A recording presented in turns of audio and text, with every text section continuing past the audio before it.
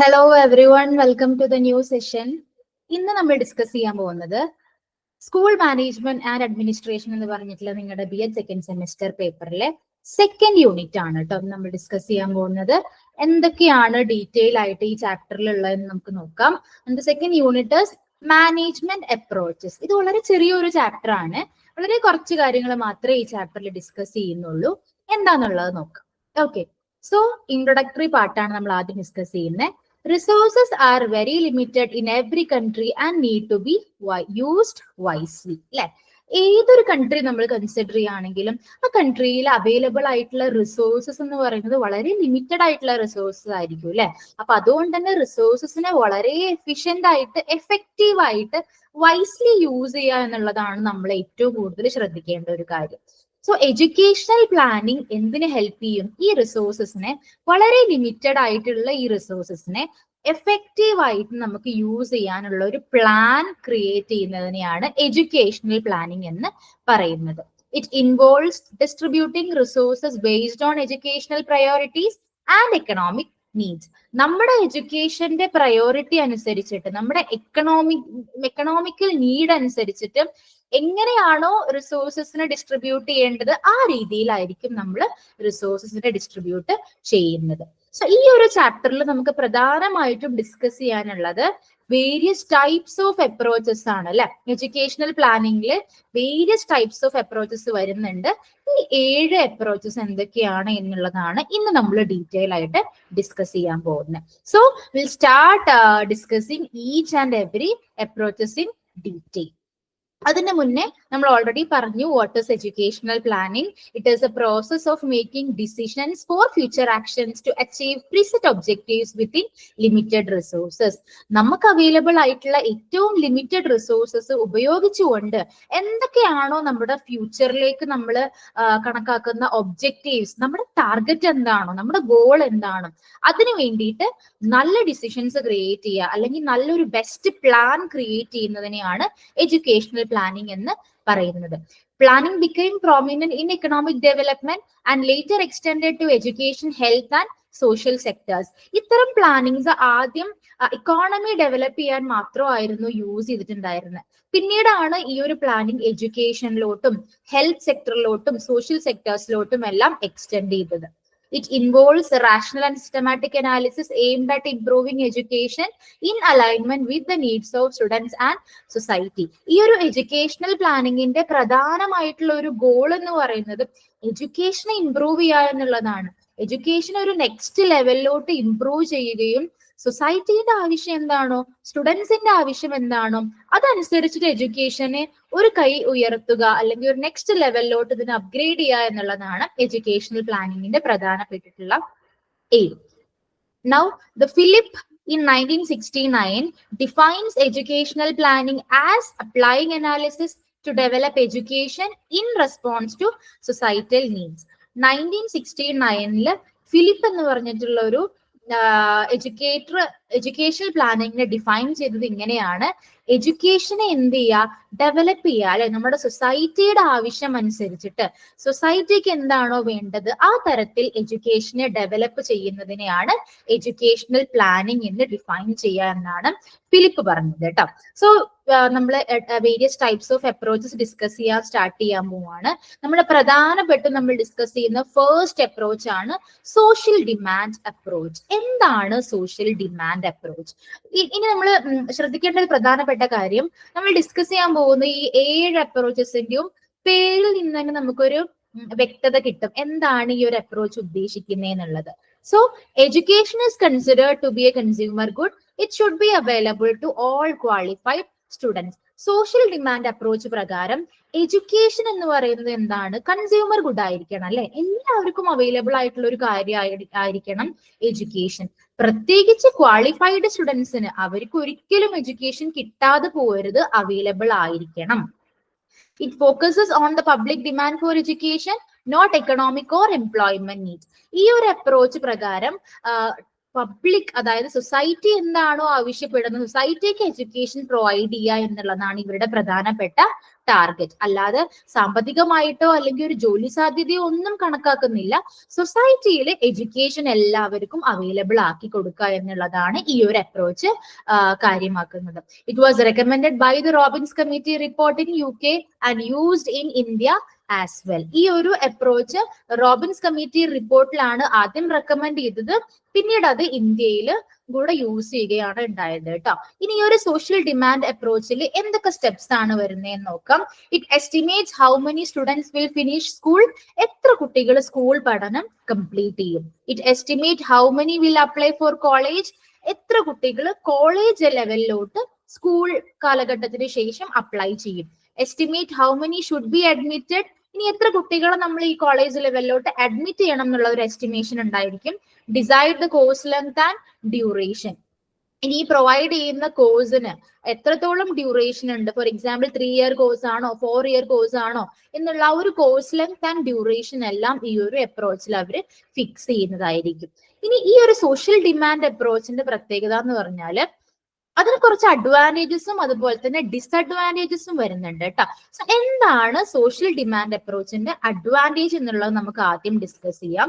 It's good for meeting the general public's educational needs. ഈ ഒരു word അർത്ഥമാക്കുന്ന പോലെ തന്നെ പബ്ലിക്കിന്, അതായത് സൊസൈറ്റിക്ക് എഡ്യൂക്കേഷണൽ നീഡ്സ് കിട്ടണം എന്നുള്ളതാണ് ഇവരുടെ എയിം. അതൊരു നല്ല അഡ്വാൻറ്റേജ് ആണ്. Help planners identify educational demand, എന്താണോ നമ്മുടെ എഡ്യൂക്കേഷണൽ ഡിമാൻഡ്, ഇപ്പോ ഏത് തരം എഡ്യൂക്കേഷൻ കിട്ടിയാലാണ് ഫ്യൂച്ചറിൽ നമുക്ക് ബെനിഫിറ്റ് ഉണ്ടാവുക, ഇത്തരം പ്ലാനിങ്സ് ചെയ്യാൻ ഈ ഒരു അപ്രോച്ചിലൂടെ സാധിക്കും. It is useful in societies with limited resources, വളരെ ലിമിറ്റഡ് ആയിട്ട് റിസോഴ്സ് അവൈലബിൾ ആയിട്ടുള്ള സൊസൈറ്റീസിൽ ഇത്തരം അപ്രോച്ച് വളരെയധികം ഗുണം ചെയ്യും. And these are the advantages of social demand. Next one, what are the limitations അല്ലെങ്കിൽ disadvantages എന്തൊക്കെയാണ് ഈ ഒരു അപ്രോച്ചിന്റെ എന്നുള്ളത് നോക്കാം. It doesn't consider actual economic needs or job market. നമ്മൾ ഓൾറെഡി പറഞ്ഞു അല്ലെ, സൊസൈറ്റിക്ക് എന്ത് ചെയ്യുക, എഡ്യൂക്കേഷൻ അവൈലബിൾ ആക്കി കൊടുക്കുക. അതിന് പുറമെ എന്താ പറയാ, എക്കണോമിക് ഡെവലപ്മെന്റോ അല്ലെങ്കിൽ ഒരു ജോബ് ഡീറ്റെയിൽസോ ഒന്നും ഇത് കാര്യമാക്കുന്നില്ല അല്ലെങ്കിൽ കൺസിഡർ ചെയ്യുന്നില്ല. എഡ്യൂക്കേഷൻ അവൈലബിൾ ആക്കുക എന്നുള്ളത് മാത്രമാണ്. സോ അതൊരു ഡിസഡ്വാൻറ്റേജ് ആണ്. It have no control over how graduates will be absorbed into jobs. ഇനി എത്രത്തോളം കുട്ടികൾ ഗ്രാജുവേഷൻ കംപ്ലീറ്റ് ചെയ്യുന്നു, ഇവർക്ക് എല്ലാവർക്കും ജോബ് കിട്ടിക്കൊള്ളണം എന്നില്ല അല്ലെ, ഒരു കൺട്രോളും ഇല്ല ആ ഒരു കാര്യത്തിൽ. കാരണം ഒരുപാട് കുട്ടികൾ ഗ്രാജുവേഷൻ കംപ്ലീറ്റ് ചെയ്യും, ഇവർക്ക് എല്ലാവർക്കും ജോബ് എവിടെ എന്നുള്ള ഒരു ക്വസ്റ്റ്യൻ മാർക്ക് നിലനിൽക്കുന്നുണ്ട്. It may lead to unemployment among educated youth if supply exceeds demand. ഇനി ഒരു പരിധിയിലപ്പുറം കുട്ടികൾ എഡ്യൂക്കേഷൻ കംപ്ലീറ്റ് ചെയ്ത് പുറത്തിറങ്ങുമ്പോൾ അൺഎംപ്ലോയ്മെന്റിന്റെ ചാൻസ് വളരെയധികം കൂടുതലാണ്. കാരണം എഡ്യൂക്കേഷൻ ഇവിടെ എല്ലാവർക്കും അവൈലബിൾ ആക്കി കൊടുക്കുമ്പോൾ എല്ലാവരും പഠിച്ചിറങ്ങും, അവർക്ക് എല്ലാവർക്കും ജോലി വേണ്ടേ. സോ അത് ഉറപ്പുവരുത്താൻ ഈ ഒരു അപ്രോച്ചിന് സാധിക്കില്ല. These 3 are the major disadvantages of social demand approach. I hope it is clear. Next approach നമ്മൾ ഡിസ്കസ് ചെയ്യാൻ പോകുന്നതാണ് man power approach or human resource development approach. ഈ ഒരു വേർഡ് തന്നെ ഉണ്ട്, ഇത് എന്ത് റിലേറ്റ് ചെയ്തിട്ടുള്ള അപ്രോച്ച് ആണെന്നുള്ളത്. ഹ്യൂമൻ റിസോഴ്സ് ഡെവലപ്മെന്റ് ആണ് ഇവിടെ പ്രധാനമായും എയിം ചെയ്യുന്നത് കേട്ടോ. The aim is to focus on manpower needs of the economy of a particular country or at a global level. Globally അല്ലെങ്കിൽ കൺട്രി ബേസ്ഡ് ആയിട്ട് അവിടുത്തെ ഇക്കോണമിക്ക് എത്രത്തോളം മാൻ പവർ ആവശ്യമാണ് അല്ലെങ്കിൽ ഹ്യൂമൻ റിസോഴ്സ് ആവശ്യമാണ്, ഇതിനെയാണ് ഈ ഒരു അപ്രോച്ച് ഫോക്കസ് ചെയ്യുന്നത്. It states that manpower is changeable and can be customised according to social, technical and economic development of society. ഈ ഒരു അപ്രോച്ച് പ്രകാരം മാൻ പവർ എന്ന് പറയുന്നത് നമുക്ക് എപ്പോഴും ചേഞ്ച് ചെയ്യാൻ പറ്റുന്ന ഒരു കാര്യമാണ് അല്ലെ. ചേഞ്ചബിൾ ആണ് അല്ലെങ്കിൽ ഫ്ലെക്സിബിൾ ആണ്, നമ്മുടെ ആവശ്യം അനുസരിച്ചിട്ട് നമുക്ക് മാറ്റാൻ കഴിയും, കസ്റ്റമൈസ് ചെയ്യാൻ കഴിയും അല്ലെ. നമ്മുടെ സൊസൈറ്റീന്റെ ആവശ്യപ്രകാരം നമ്മുടെ ടെക്നോളജിക്കൽ അല്ലെങ്കിൽ ഇക്കോണമിക് ഡെവലപ്മെന്റ് ഇതെല്ലാം കൺസിഡർ ചെയ്തുകൊണ്ട് നമുക്ക് ഏറ്റവും ബെസ്റ്റ് ആയിട്ടുള്ള ഒരു മാൻ പവർ പ്രൊവൈഡ് ചെയ്യാൻ കഴിയും, കസ്റ്റമൈസ് ചെയ്യാൻ കഴിയും. Developing manpower is the most forceful, significant and active function of the educational system of any nation. ഇനി നമ്മുടെ മാൻ പവർ എന്ന് പറയുന്നത് ഡെവലപ്പ് ചെയ്തുകൊണ്ടേ ഇരിക്കുകയാണ് അല്ലെ. അതുകൊണ്ട് തന്നെ ഏതൊരു നേഷൻ അല്ലെങ്കിൽ ഏതൊരു എഡ്യൂക്കേഷൻ സിസ്റ്റത്തിനും വളരെ എഫക്റ്റീവ് ആയിട്ടുള്ള ഒരു മാൻ പവർ കൊടുക്കുക എന്നുള്ളതാണ് ഏറ്റവും ഇമ്പോർട്ടന്റ് ആയിട്ടുള്ള ഒരു കാര്യം. This concept is to supply economic system with qualified personnel required at all levels. ഇനി ഈ ഒരു കൺസെപ്റ്റിന്റെ പ്രധാനപ്പെട്ട ഫോക്കസ് എന്ന് പറയുന്നത് എല്ലാ ലെവൽസിലും, അതായത് പ്രൈമറി, സെക്കൻഡറി, ഹയർ സെക്കൻഡറി, ഈ എല്ലാ ലെവൽസിലും വളരെ എഡ്യൂക്കേറ്റഡ് ആയിട്ടുള്ള അല്ലെങ്കിൽ വളരെ ക്വാളിഫൈഡ് ആയിട്ടുള്ള പേഴ്സണൽസിനെ കൊണ്ടുവരിക അല്ലെ. അതാണ് ഈ ഒരു അപ്രോച്ചിന്റെ പ്രധാനപ്പെട്ട ഒരു ഫോക്കസ് എന്ന് പറയുന്നത്. ഇനി ഈ അപ്രോച്ച് പ്രധാനമായും ഫോക്കസ് ചെയ്യുന്നത് വൊക്കേഷണലൈസേഷൻ ഓഫ് എഡ്യൂക്കേഷന് വേണ്ടിയിട്ടാണ്. എന്താ വൊക്കേഷണലൈസേഷൻ? അതായത് എന്താ പറയാ, നമ്മുടെ critical thinking, creativity, communication skills, ഇതിനൊക്കെയാണ് ഈ ഒരു അപ്രോച്ച് ഫോക്കസ് ചെയ്യുന്നത്. അതുപോലെ സ്കിൽ ബേസ്ഡ് എഡ്യൂക്കേഷൻ അല്ലെ, and multiple educational courses. Skill based education എന്ന് പറഞ്ഞാൽ എന്താ? ഈ എഡ്യൂക്കേഷന് പുറമെ ഒരു സ്കില്ല് ഒരു കുട്ടി പഠിക്കണം അല്ലെ, എന്തെങ്കിലും സ്കിൽസ് കുട്ടികളിൽ അറിഞ്ഞിരിക്കണം. അപ്പൊ ഇത് ഒരുപാട് സ്കൂളുകളിലൊക്കെ ഇംപ്ലിമെന്റ് ചെയ്യുന്ന ഒരു കാര്യമാണ് സ്കിൽ ബേസ്ഡ് എഡ്യൂക്കേഷൻ എന്ന് പറയുന്നത്. അല്ലാന്നുണ്ടെങ്കിൽ മൾട്ടിപ്പിൾ എഡ്യൂക്കേഷണൽ കോഴ്സസ്, നമ്മൾ ഓൾറെഡി പഠിക്കുന്ന നമ്മുടെ സിസ്റ്റത്തിൽ എക്സ്ട്രാ ആയിട്ട് എന്തെങ്കിലും വേറെ കുറച്ച് കോഴ്സും കൂടെ ഇൻക്ലൂഡ് ചെയ്യിപ്പിക്കുക അല്ലെ. അപ്പൊ അതിന് വേണ്ടിയിട്ടുള്ള മാൻ പവർ റിക്വയർമെന്റ്സും പ്രൊവൈഡ് ചെയ്യാം. ഇതൊക്കെയാണ് ഈ ഒരു അപ്രോച്ചിന്റെ പ്രധാനപ്പെട്ടിട്ടുള്ള ഫോക്കസ് എന്ന് പറയുന്നത്. ഇനി എന്തൊക്കെയാണ് ഈ ഒരു അപ്രോച്ചിൽ വരുന്ന സ്റ്റെപ്സ് എന്ന് നോക്കാം കേട്ടോ. Identify future job requirements in different fields. ഈ ഒരു മാൻ പവർ അപ്രോച്ചിന്റെ വളരെ ഇമ്പോർട്ടന്റ് ആയിട്ടുള്ള ഒരു സ്റ്റെപ്പാണ്. ഈ ഡിഫറെന്റ് ഫീൽഡ്സിൽ എന്തൊക്കെ ജോബ് നമുക്ക് അവൈലബിലിറ്റി ഉണ്ട് അല്ലെങ്കിൽ റിക്വയർമെന്റ്സ് ഉണ്ട്, അത് നമുക്ക് ഐഡന്റിഫൈ ചെയ്യാൻ പറ്റും. Decide how many trained people will be needed. ഇനി ഇത്രത്തോളം ഫീൽഡ് ഉണ്ടെന്ന് പറഞ്ഞിട്ട് കാര്യമില്ല അല്ലെ, ഈ ഫീൽഡ്സിലെല്ലാം ക്വാളിഫൈഡ് ആയിട്ടുള്ള ട്രെയിൻഡ് ആയിട്ടുള്ള പീപ്പിൾ ഉണ്ടോ എന്നുള്ളത് ഡിസൈഡ് ചെയ്യാൻ പറ്റും. Adjust the education system to produce that number. ഇനി ഇത്തരം ട്രെയിൻഡ് പീപ്പിളിനെ നമുക്ക് ആവശ്യമുണ്ടെങ്കിൽ അത് പ്രൊഡ്യൂസ് ചെയ്യാനായിട്ട് എന്താണ്, എഡ്യൂക്കേഷൻ സിസ്റ്റത്തെ നമുക്ക് അഡ്ജസ്റ്റ് ചെയ്യാൻ പറ്റും. Estimate resources like teachers, buildings and materials needed. എത്രത്തോളം ടീച്ചേഴ്സ് ആവശ്യമാണ്, എത്ര ബിൽഡിംഗ്സ് ആവശ്യമാണ്, എന്തൊക്കെ മെറ്റീരിയൽസ് അവൈലബിൾ ആയിട്ട് നമുക്ക് വേണം, ഇതെല്ലാം നമുക്ക് എസ്റ്റിമേറ്റ് ചെയ്യാൻ കഴിയും. Forecast how many students will qualify and complete education. എത്ര കുട്ടികൾ എഡ്യൂക്കേഷൻ കംപ്ലീറ്റ് ചെയ്യും അല്ലെങ്കിൽ അവരത് ക്വാളിഫൈ ചെയ്യും. ഇതെല്ലാം നമുക്ക് ഈ മാൻ പവർ അപ്രോച്ചിൽ ഇൻക്ലൂഡഡ് ആയിട്ടുള്ള പ്രധാനപ്പെട്ട ഘടകമാണ്. ഇനി നമ്മൾ പറഞ്ഞ പോലെ മാൻ പവർ അപ്രോച്ചിനും ചില അഡ്വാൻറ്റേജസും ഡിസഡ്വാൻറ്റേജസും ഉണ്ട്. എന്താണ് advantage? It helps avoid unemployment by linking education with jobs. എഡ്യൂക്കേഷനെ ജോബുമായിട്ട് കണക്ട് ചെയ്യുന്നത് കൊണ്ട് തന്നെ അൺഎംപ്ലോയ്മെന്റ് ഇല്ലാതെ, അൺഎംപ്ലോയ്മെന്റ് എന്ന് പറഞ്ഞിട്ടുള്ള ഒരു പ്രോബ്ലം ഇവിടെ വരുന്നില്ല. അത് നമുക്കൊരു ലിമിറ്റ് വരെ കുറക്കാൻ കഴിയും. Okay. It guides governments to make useful educational investment. ഗവൺമെന്റ്സിന് ഏറ്റവും യൂസ്ഫുൾ ആയിട്ടുള്ള ഇൻവെസ്റ്റ്മെന്റ്സ് കൊണ്ടുവരാൻ സാധിക്കും. അതിന് വേണ്ടിയിട്ടുള്ള ഗൈഡൻസ് ഈ മാൻ പവർ അപ്രോച്ച് നൽകും. It encourages students to pursue courses that leads to jobs. ജോലി സാധ്യതയുള്ള അല്ലെ, ജോലി സാധ്യതയുള്ള കോഴ്സ് എന്തൊക്കെയാണോ അല്ലെങ്കിൽ എഡ്യൂക്കേഷൻ എന്താണോ അത് കുട്ടികളിൽ ഒരു എൻകറേജ്മെന്റ് കൊടുക്കാനും അതിന് വേണ്ടിയിട്ടുള്ള ഗൈഡൻസ് കൊടുക്കാനും മാൻ പവർ അപ്രോച്ചിന് സാധിക്കും. So that are the advantages. ഇനി what are the limitations of man power approach? It does not give clear guidance for every level of education.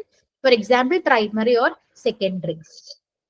അതായത് ഒരു പ്രൈമറി ലെവലിലുള്ള കുട്ടികൾക്ക് അല്ലെങ്കിൽ സെക്കൻഡറി ലെവലിലുള്ള കുട്ടികൾക്ക് ഈ ലെവൽ വൈസ് ആയിട്ട് ഒരു ക്ലിയർ ഗൈഡൻസ് കുട്ടികൾക്ക് ഈ ഒരു മാൻ പവർ അപ്രോച്ച് കൊടുക്കുന്നില്ല. Okay. It ignores the importance of primary education, focusing only on education for jobs. Primary എഡ്യൂക്കേഷന്റെ ഇമ്പോർട്ടൻസ് ഈ മാൻ പവർ അപ്രോച്ചിൽ ഇഗ്നോർ ചെയ്യുകയാണ്. ആൻഡ് ഇവിടെ ഏറ്റവും പ്രധാനമായിട്ടും അവർ ഫോക്കസ് ചെയ്യുന്നത് ജോലി കിട്ടാൻ ആവശ്യമായിട്ടുള്ള എഡ്യൂക്കേഷൻ എന്താ, അതിലാണ് ഫോക്കസ് ചെയ്യുന്നത്. പ്രൈമറി എഡ്യൂക്കേഷൻ ഇമ്പോർട്ടൻസ് വളരെ കുറവാണ്. It does not help much in planning for unskilled or rural job needs. നമ്മൾ പറഞ്ഞു ഗൈഡൻസ് കൊടുക്കുമെന്ന് പറഞ്ഞു അല്ലെ കുട്ടികൾക്ക് ഫ്യൂച്ചർ ജോബ് റിക്വയർമെന്റ്സ് അനുസരിച്ചിട്ട്. പക്ഷെ അൺസ്കിൽഡ് ആയിട്ടുള്ള ജോബ്സ് ഉണ്ടായിരിക്കും, അതുപോലെ തന്നെ റൂറൽ ഏരിയാസിലുള്ള ജോബ് നീഡ്സ് ഉണ്ടായിരിക്കും. ഇതിനു വേണ്ടിയിട്ടുള്ള ഒരു മച്ച് പ്ലാനിങ് ഇവര് നൽകുന്നില്ല.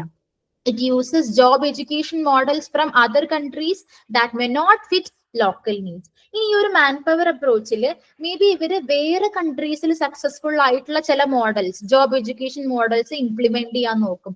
അത് നമ്മുടെ കൺട്രി അല്ലെങ്കിൽ നമ്മുടെ ലോക്കൽ നീഡ്സിൽ അത് ഫിറ്റ് ആയിക്കൊള്ളണം എന്നില്ല. അപ്പൊ അതൊരു ലിമിറ്റേഷൻ ആണ്.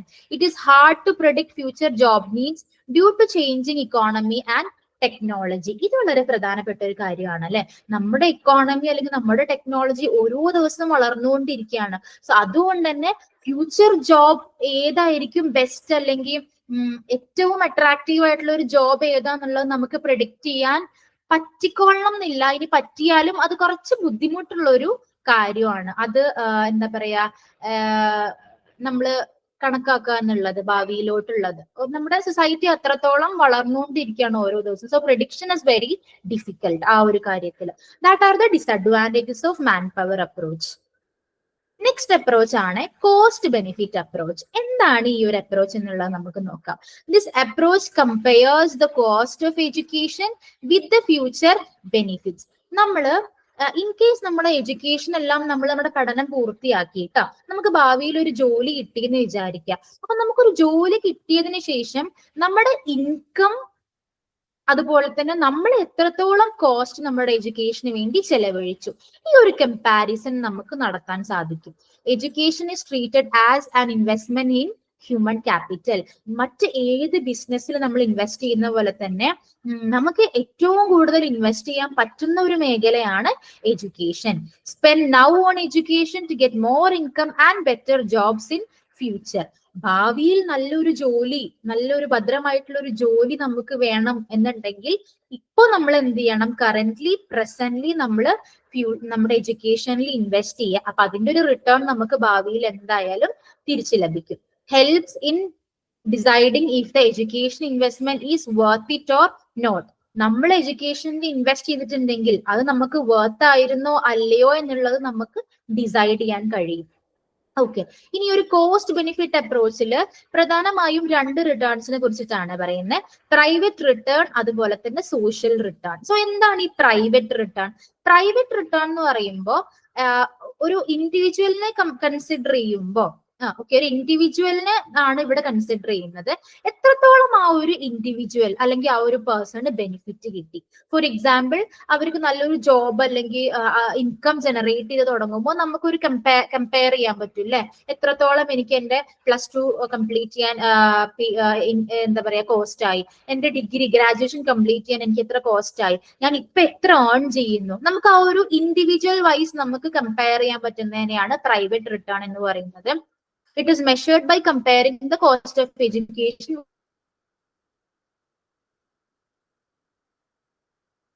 with the extra income earned.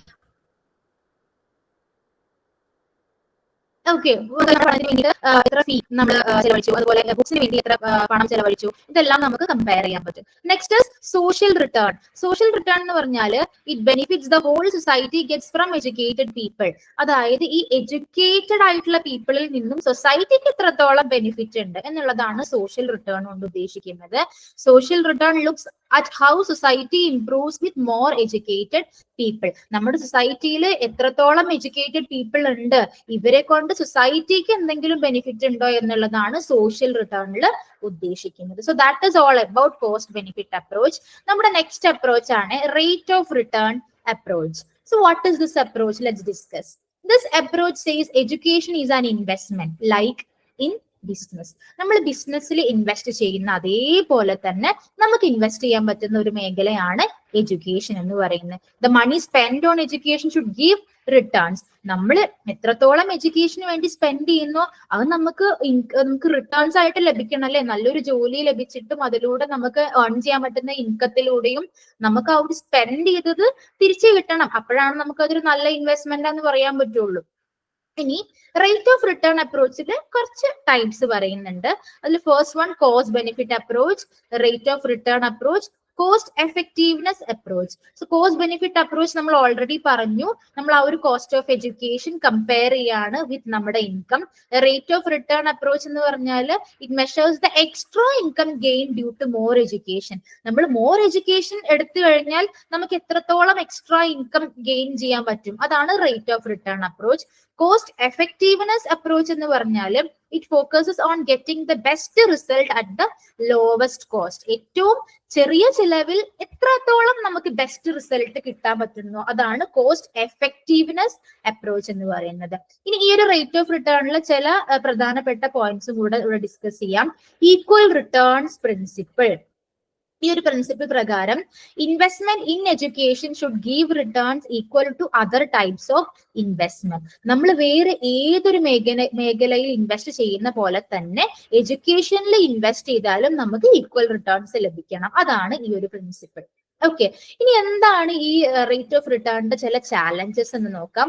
Returns from education depend on many personal factors. അത് വളരെ ഇമ്പോർട്ടന്റ് ആയിട്ടുള്ള ഒരു കാര്യമാണ് അല്ലെ. ഒരാൾ നല്ലൊരു എഡ്യൂക്കേഷൻ എല്ലാം ചെയ്തു, മേ ബി MBBS നമുക്ക് കംപ്ലീറ്റ് ചെയ്തു എന്ന് വിചാരിക്കാം, പക്ഷേ എത്രത്തോളം റിട്ടേൺ ലഭിക്കും എന്നുള്ളത് അയാളുടെ ഇന്റലിജൻസ് ഒരു ഫാക്ടറാണ് അല്ലെ.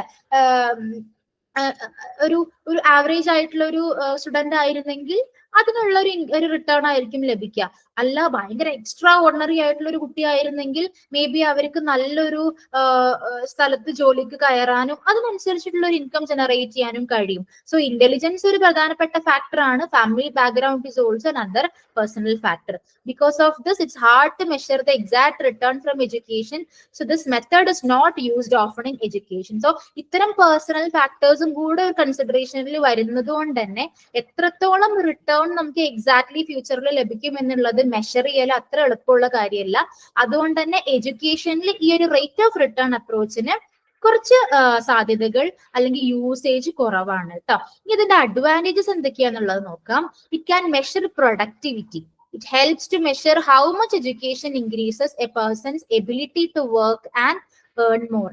എഡ്യൂക്കേഷനും ഉണ്ട് അല്ലെങ്കിൽ അയാൾക്ക് ലഭിക്കുന്ന എന്താ പറയാ എഡ്യൂക്കേഷൻ എത്രത്തോളം അയാളുടെ എബിലിറ്റി അല്ലെങ്കിൽ വർക്ക് ചെയ്യാൻ അയാളെ ഏബിൾ ആക്കുന്നു, അല്ലെങ്കിൽ അയാളുടെ എഡ്യൂക്കേഷൻ കാരണം എത്രത്തോളം ഏൺ ചെയ്യാൻ പറ്റുന്നു, എത്രത്തോളം പ്രൊഡക്റ്റീവ് ആണ് എഡ്യൂക്കേഷൻ എന്നുള്ളത് നമുക്ക് മെഷർ ചെയ്യാൻ പറ്റും. It links education with earnings. It shows how spending more on education can increase income. എത്രത്തോളം നമ്മൾ എഡ്യൂക്കേഷനിൽ സ്പെൻഡ് ചെയ്യുന്നു അത്രത്തോളം ഇൻകം നമുക്ക് ഇൻക്രീസ് ചെയ്യാൻ കഴിയും അല്ലെ. So there is A linkage, അതായത് എഡ്യൂക്കേഷനും ഏർണിങ്സും തമ്മിൽ ഒരു ലിങ്കേജ് ഉണ്ട്. മോർ എഡ്യൂക്കേഷനിൽ ഇൻവെസ്റ്റ് ചെയ്താൽ നമുക്ക് മോർ ഏർണിങ്സ് ലഭിക്കും. Next, helps in planning. It can guide how much to invest in education and predict future benefits. എത്രത്തോളം നമുക്ക് എഡ്യൂക്കേഷനിൽ ഇൻവെസ്റ്റ് ചെയ്യാൻ പറ്റും എന്നുള്ളത്, അതല്ലെങ്കിൽ നമുക്ക് ഫ്യൂച്ചർ ബെനിഫിറ്റ്സ് എത്രത്തോളം ഉണ്ടാവും എന്നുള്ളത് നമുക്ക് പ്രെഡിക്റ്റ് ചെയ്യാൻ പറ്റും. അതുകൊണ്ട് തന്നെ നല്ലൊരു പ്ലാനിങ് നടത്താൻ ഇവിടെ സാധിക്കും കേട്ടോ. ഇനി ഇതിന്റെ ഡിസഡ്വാൻറ്റേജസ് കുറച്ചുകൂടെ ഇവിടെ ലിസ്റ്റ് ചെയ്തിട്ടുണ്ട്. Salaries don't always show true productivity. ഒരാൾക്ക് ലഭിക്കുന്ന സാലറി ശരിക്കും അയാളുടെ പ്രൊഡക്ടിവിറ്റി വളരെ ട്രൂ ആണ് എന്നുള്ളത് നമുക്ക് പറയാൻ പറ്റുമോ? ഇല്ല അല്ലെ. മേ ബി അത് ഡിപ്പെൻഡ് ചെയ്യാം. കൂടുതൽ സാലറി ലഭിക്കുന്ന ഒരാൾക്ക് അയാൾ അത്ര പ്രൊഡക്റ്റീവ് ആവണമെന്നില്ല. സോ അത് ഇതിന്റെ ഒരു ഡിസഡ്വാൻറ്റേജ് ആണ്. It's hard to measure the real benefits of education. എഡ്യൂക്കേഷന്റെ റിയൽ ബെനിഫിറ്റ്സ് എന്താണെന്നുള്ളത് മെഷർ ചെയ്യാൻ അത് കുറച്ച് ബുദ്ധിമുട്ടുള്ള കാര്യം തന്നെയാണ്. In developing countries, income differences may not be due to education alone, but also due to family habits and background. നമ്മൾ already പറഞ്ഞ പോലെ തന്നെ ഈ എഡ്യൂക്കേഷനിൽ ആഫ്റ്റർ എഡ്യൂക്കേഷൻ നമുക്ക് കിട്ടുന്ന ഇൻകം, അതിൽ വരുന്ന ഡിഫറൻസസ്, ഏറ്റക്കുറച്ചിലുകൾ, അത് പല പേഴ്സണൽ ഫാക്ടേഴ്സിനെ ഡിപ്പെൻഡ് ചെയ്യും നമ്മൾ പറഞ്ഞു അല്ലെ. ഫാമിലി ബാക്ക്ഗ്രൗണ്ട്, അയാളുടെ ഹാബിറ്റ്സ്, ഇതെല്ലാം ഡിപ്പെൻഡ് ചെയ്തുകൊണ്ടാണ് ഇൻകം എത്രത്തോളം ലഭിക്കും എന്നുള്ളത് നമുക്ക് ക്ലിയർ ആയിട്ട് അറിയാൻ കഴിയുള്ളൂ. Some say primary education gives the best return, but this method does not always agree. ഇത് ഓരോരുത്തരുടെ അഭിപ്രായമാണ്. പ്രൈമറി എഡ്യൂക്കേഷൻ ഉണ്ടെങ്കിൽ നമുക്ക് ഏറ്റവും ബെസ്റ്റ് റിട്ടേൺ കിട്ടും എന്ന് ചിലർ പറയുന്നു. പക്ഷെ അത് അങ്ങനെ ഒരു എന്താ പറയാ ഗ്ലോബലി അക്സെപ്റ്റ് ചെയ്തിട്ടുള്ള കാര്യമൊന്നല്ല. ഈ ഒരു മെത്തേഡ് അത് agree ചെയ്യുന്നുമില്ല. It's hard to plan education investment because it's not easy to measure the exact benefits to individuals and society. ശരിക്കും പറഞ്ഞാൽ ഈ എഡ്യൂക്കേഷൻ ഇൻവെസ്റ്റ്മെന്റിൽ പ്ലാൻ ചെയ്യാന്ന് പറയുന്നത് ബിസിനസ് ഇൻവെസ്റ്റ് ചെയ്യുന്ന പോലെയല്ല. കുറച്ച് ബുദ്ധിമുട്ടായിട്ടുള്ള ഒരു കാര്യമാണ് എഡ്യൂക്കേഷൻ ഇൻവെസ്റ്റ്മെന്റ്. കാരണം അതിന്റെ എക്സാക്ട് ബെനിഫിറ്റ് എത്രത്തോളം നമുക്ക് കിട്ടും, ആ ഒരു ഇൻഡിവിജ്വലിന് അതിന് എത്രത്തോളം ഒരു ഉപകാരപ്രദമായിരിക്കും, സൊസൈറ്റിക്ക് അതുകൊണ്ട് എത്രത്തോളം ഉപകാരം ഉണ്ടായിരിക്കും എന്നുള്ളത് മെഷർ ചെയ്യാന്ന് പറഞ്ഞാൽ കുറച്ച് ബുദ്ധിമുട്ടുള്ള കാര്യം തന്നെയാണ്. So all these are the advantages of rate of return approach. Okay, I hope it is clear. Next approach ആണ് social justice approach. ആ ഒരു വേർഡ് സൂചിപ്പിക്കുന്ന പോലെ തന്നെ ചില ജസ്റ്റിസ് സൊസൈറ്റിനോട് കാണിക്കുന്ന അപ്രോച്ച് ആയിരിക്കും അല്ലെ. This method is about planning education to meet social or national goals. അതായത് സൊസൈറ്റിക്ക് ആവശ്യമായിട്ടുള്ള എഡ്യൂക്കേഷൻ പ്രൊവൈഡ് ചെയ്യുക എന്നുള്ളതാണ് ഈ ഒരു അപ്രോച്ചിന്റെ aim. These goals are usually based on countries' laws and policies. കൺട്രിയുടെ ഇപ്പൊ ഓരോ കൺട്രിക്കും അവരുടേതായിട്ടുള്ള ലോ ആൻഡ് പോളിസീസ് ഒബേ ചെയ്യുന്നുണ്ടായിരിക്കും അല്ലെ. അപ്പൊ ആ ഒരു കൺട്രി വൈസ് ആയിട്ടുള്ള പോളിസീസും ലോസും ഒബേ ചെയ്തുകൊണ്ടുള്ള ഗോൾസ് ആണ് ഇവിടെ സെറ്റ് ചെയ്യുന്നത്. Most of these goals depend on education. എഡ്യൂക്കേഷനെ റിലേറ്റ് ചെയ്തിട്ടുള്ള ഗോൾസ് ആയിരിക്കും അതിൽ പ്രധാനമായിട്ടും ഉണ്ടാവുന്നത്. So the education system must help achieve these goals. അപ്പൊ ഈ ഒരു ഗോൾ സെറ്റ് ചെയ്താൽ മാത്രം പോരാ, നമ്മുടെ എഡ്യൂക്കേഷൻ സിസ്റ്റം ആ ഒരു ഗോൾസ് അച്ചീവ് ചെയ്യാൻ തരത്തിൽ പാകപ്പെട്ടതായിരിക്കണം. Okay, education planning must aim to achieve social development. നമ്മുടെ എഡ്യൂക്കേഷണൽ പ്ലാനിങ് അല്ലെങ്കിൽ നമ്മളൊരു ഫ്യൂച്ചറിലോട്ട് പ്ലാൻ ചെയ്യുമ്പോൾ നമ്മുടെ സോഷ്യൽ ഡെവലപ്മെന്റ് എയിം ചെയ്തിട്ടുള്ള പ്ലാനിങ് ആയിരിക്കണം എന്നുള്ളതാണ്. To reach that social justice must come first. Social justice in education means giving equal chance and facilities to everyone. എല്ലാവർക്കും സൊസൈറ്റിയിൽ ഉള്ള എല്ലാവർക്കും ഈക്വൽ ചാൻസസും ഈക്വൽ ഫെസിലിറ്റീസും എഡ്യൂക്കേഷനിൽ പ്രൊവൈഡ് ചെയ്യുക എന്നുള്ളതാണ് സോഷ്യൽ ജസ്റ്റിസിൽ ഉദ്ദേശിക്കുന്നത്. ഫോർ എക്സാമ്പിൾ, നമ്മൾ ഓൾറെഡി ഡിസ്കസ് ചെയ്തിട്ടുള്ളതാണ് ഇത്. ഇന്ത്യൻ കോൺസ്റ്റിറ്റ്യൂഷൻ 45 ആർട്ടിക്കിൾ പ്രകാരം every children up to the age of 14 should get compulsory and free education അല്ലെ. എല്ലാവർക്കും അവൈലബിൾ ആക്കി കൊടുക്കുക, ഈക്വൽ ആയിട്ട് ഫെസിലിറ്റീസ് കൊടുക്കാൻ കഴിയണം, ചാൻസ് ഈക്വൽ ആയിട്ട് കൊടുക്കാൻ കഴിയണം. അതാണ് ഈ ഒരു സോഷ്യൽ ജസ്റ്റിസ് അപ്രോച്ചിന്റെ പ്രധാനമായിട്ടുള്ള focus. It also helps special help should be given to poor and backward communities. This shows how social justice is included in educational planning. അപ്പോൾ എല്ലാവർക്കും ഈക്വൽ ഫെസിലിറ്റി കൊടുക്കുമെന്ന് പറയുമെങ്കിലും ബാക്ക്വേർഡ് കമ്മ്യൂണിറ്റിയിലുള്ള പുവർ കമ്മ്യൂണിറ്റിയിലുള്ള കുട്ടികൾക്ക് ഒരു സ്പെഷ്യൽ അറ്റൻഷൻ കൊടുക്കാനും കൂടെ സാധിക്കണം. അതാണ് social justice approach. Next approach ആണ് ഇൻട്രാ എഡ്യൂക്കേഷണൽ എക്സ്ട്രാപൊളേഷൻ അപ്രോച്ച്. എന്താണ് ഈ ഒരു അപ്രോച്ച് എന്നുള്ളത് നോക്കാം കേട്ടോ. പേര് കണ്ട് ഞെട്ടൊന്നും വേണ്ട, നമുക്ക് നോക്കാം എന്താന്നുള്ളത്. This approach sets goals for one part or feature of the education system. It estimates what the whole system will need to reach that goal. ഇവിടെ ഈ ഒരു അപ്രോച്ചിന്റെ പ്രത്യേകത എന്താന്ന് വെച്ചാൽ നമ്മുടെ എഡ്യൂക്കേഷൻ സിസ്റ്റത്തിന്റെ ഓരോ പാർട്ടിനും കൺസിഡർ ചെയ്തുകൊണ്ട് ഗോൾ സെറ്റ് ചെയ്യും. ലാസ്റ്റ് ഫൈനലി ഹോൾ സിസ്റ്റത്തിനെ എന്താണ് ആ ഒരു ഗോൾ അച്ചീവ് ചെയ്യാൻ തരത്തിൽ പാകപ്പെടുത്തുന്ന ഒരു അപ്രോച്ച് ആണ് ഇത്. സോ ഓരോ എന്താ പറയാ ഓരോ ലെവൽസിനും അതിൻ്റെതായിട്ടുള്ള importance കൊടുക്കുമെന്നുള്ളത്. For example, if the goal is to give primary education to all, planners must check how many teachers, buildings and books are needed. ഇനി വൺ ഓഫ് ദ ഗോൾ എന്ന് പറയുന്നത് എല്ലാവർക്കും പ്രൈമറി എഡ്യൂക്കേഷൻ കൊടുക്കുക എന്നുള്ളതാണെന്ന് വിചാരിക്കുക. അങ്ങനെയാണെങ്കിൽ ആ പ്രൈമറി എഡ്യൂക്കേഷൻ പ്രൊവൈഡ് ചെയ്യാൻ എത്രത്തോളം ടീച്ചേഴ്സിന് ആവശ്യമാണ്, എത്ര ബിൽഡിങ്സ് ആവശ്യമായിട്ട് വരും, അതിന് വേണ്ട മെറ്റീരിയൽസ് എന്തൊക്കെയാണ്, ഇതെല്ലാം പ്ലാൻ ചെയ്യണം അല്ലെ. It uses data and statistics to plan these needs. അപ്പൊ ഇത്തരം പ്ലാനിങ് ഇമ്പോർട്ടന്റ് ആയതുകൊണ്ട് തന്നെ ചില ഡാറ്റ ആൻഡ് സ്റ്റാറ്റിസ്റ്റിക്കൽ അനാലിസിസ് ഇവിടെ കൺസിഡർ ചെയ്യേണ്ടി വരും. An example is India's 86th amendment act പ്രകാരം which made free education for children age 6 to 14 a goal needing careful planning to achieve. ഇത് നമ്മൾ ഓൾറെഡി ആർട്ടിക്കിൾ 45 പറഞ്ഞ പോലെ തന്നെ 6 to 14 ഇയേഴ്സിലുള്ള കുട്ടികൾക്ക് ഫ്രീ ആൻഡ് കമ്പൽസറി എഡ്യൂക്കേഷൻ കൊടുക്കുക എന്നുള്ളത് ഒരു പ്ലാനിങ് ആയിരുന്നു.